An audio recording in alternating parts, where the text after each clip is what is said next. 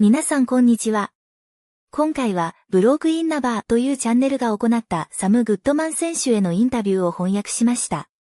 このチャンネルでは主にオーストラリアのアスリートを取り上げており、最近ではジェイオベタイア選手にもインタビューを行っています。本当はこの動画を昨日投稿する予定だったのですが、グッドマン選手の試合キャンセルの知らせを受け、一度投稿を見送ることにしました。正直、この動画自体を投稿しないでおこうかとも考えましたが、編集をほとんど終えていたので、投稿することにしました。それでは早速見ていきましょう。What's going on, ladies and gentlemen? I'm here with Sam Goodman. He's just about to head over to Japan, Tokyo, to fight Inoue, one of the biggest challenges in boxing. But, mate, how you feeling? Feeling good, ready to go. So, starting to finish off camp over here, and just looking forward to getting over to Tokyo at the moment. And I guess, you know, with these huge fights, because it is one of the biggest fights in boxing right now.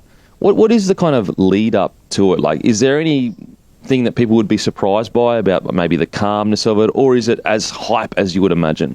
Yeah, it's got a different feel. It's a lot more work, you know, behind the scenes, a lot more media, gets a lot more attention, but you just take it all in your stride, you know. It's something I always knew I'd be doing, something I always dreamt of doing as a kid, being these sort of fights, these super fights, and I'm here not just to be in it, but to win it. And I guess heading over to Tokyo, you've been there before, so it's like this. The good thing is that, you know, for people that don't know boxing as well, you know, rugby league fans, in Japan when you fight, it's the crowd is relatively quiet and respectful. But you've experienced that before. The last time you went, what was it like the last time you went to Japan? Yeah, it took me by surprise because they're very knowledgeable. They've got a very knowledgeable fan base. They respect the fighters. Like, honestly, the applause after every round. It's a really different vibe. It's a really different culture. But it's so that sort of took me back. But it's something when I'm over there that I probably won't give too much attention to. I don't really focus on anything external that doesn't surround the fight. So my mind probably won't be there once I'm in there doing it. But it's a very different setup, very different way of watching the fights as well than what we're used to over here. And mate, I'm sure you know a lot of the watchers and listeners want to know about it. But obviously, the cut happened a few weeks ago. Mate, just first of all, walk us through what happened. You know, the fallout and everything like that. How were you feeling? All that kind of stuff. Mate, it was just honestly, I can't really even explain it. Like I was wearing headgear, everything was as a normal sparring session is, and just a sort of I had a little bit of a black eye, whether it was a bit of a weak area or something. And it wasn't even a massive shot or anything I thought anything of, and my sparring partner just let me know, you're cut. And you know, once he said that, it was pure devastation. But you know, I was trying to almost say like, can we still go on with it? But my team, you know, thought like we're here to win this fight. We're not going in this fight to. You know, it's already one of the hardest fights there is. I don't need to be going in there disadvantaged and, you know, giving him any sort of upper hand. So my team done the right thing, looked to reschedule the fight, and, you know, credit to No Limit, Matt Rose and Peter Matreski and...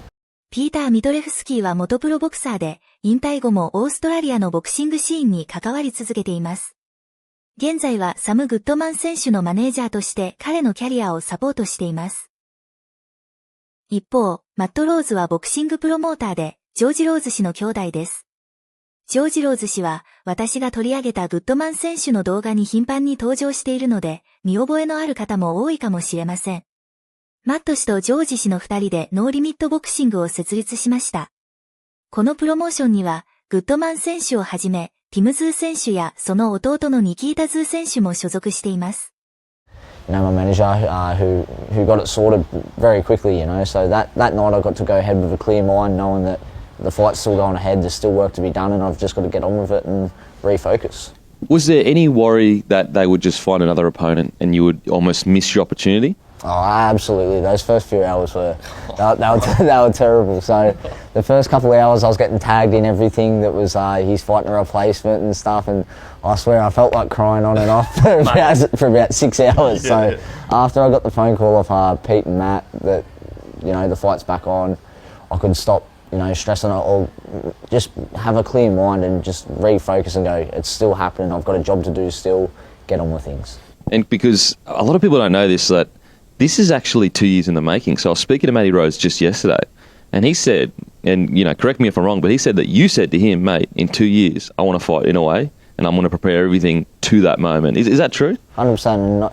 It's something I feel I've manifested. You know, I just knew how timings would align, and I know how good of a fighter he is, and I sort of backed him to do his role to get into that position. And like I've wrote it down in my notes before he came into my division. I'll be the guy that beats this man. That was in October 2021 or 22. So that's. 井上選手は2022年12月13日にポール・バトラーに勝利し、バンタム級の4団体統一王者となりました。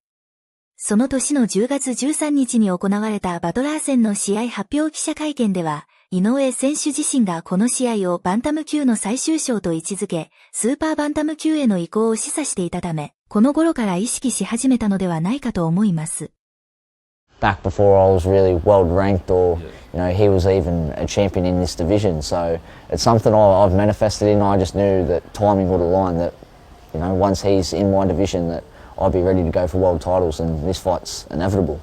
Has it been, I'm assuming it's a unique experience going to fight someone that speaks a different language as well, because obviously the managers, has it been unique at all, or you just let the managers do all that? You can't talk shit, so you can't, it's hard to have a bit of back and forth or anything like that. And like all that side of managers and stuff I don't really get involved with. I worry about the fighting and worry about what I've got to do, but it is a bit weird, and it takes a bit of feeling out of some things, but not with this fight. There's so much into this fight that you don't need any motivation to get pumped up for this or whatever. And it's something I've dealt with in many of my fights. I've had people come over here and they don't speak the language, so it's something you're almost accustomed to at this stage. And I've got to ask you, and I'm sorry if I'm hanging no limit out to dry, but surely you're flying business class over to Tokyo.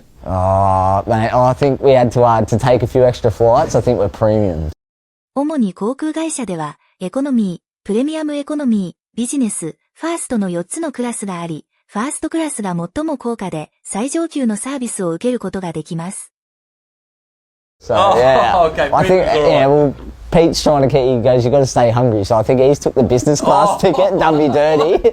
And if I'm not business on the way back, there's blow up. So if I've got 5 belts and I'm not frigging in business class, there is blow up. You should nearly have your whole own plane, no limit. If you beat the monster, you're getting your own plane nearly. When we beat the monster, I need a jet. Mate, and lastly, what the next 24 hours, or even 48 hours, what is the plan? Do you go home, you pack up, when you get to Tokyo, do you train again? What's the kind of process?